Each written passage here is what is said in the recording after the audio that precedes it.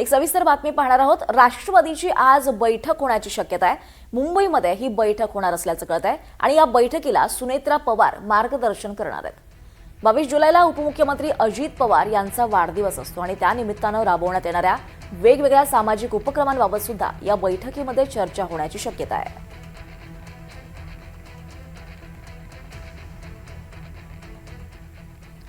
तिकडे मुंबई महानगरपालिकेत थेट प्रवेश वर्ज करण्यात आलेत। लवकरच फेस रेकग्निशन प्रणाली सुरू होणार आहे। मंत्रालय आणि इतर शासकीय आस्थापनांच्या धर्तीवर फेस रेकग्निशन प्रणाली वापरण्याचा निर्णय घेण्यात आलाय।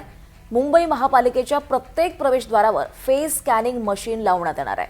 पालिकेत येणाऱ्या जाणाऱ्यांची ऑनलाईन नोंदणी ठेवण्याचा निर्णय घेण्यात आलाय आणि लवकरच ही यंत्रणा कार्यान्वित केली जाणार आहे, अशी माहिती मुंबई महानगरपालिकेत देण्यात आली आहे।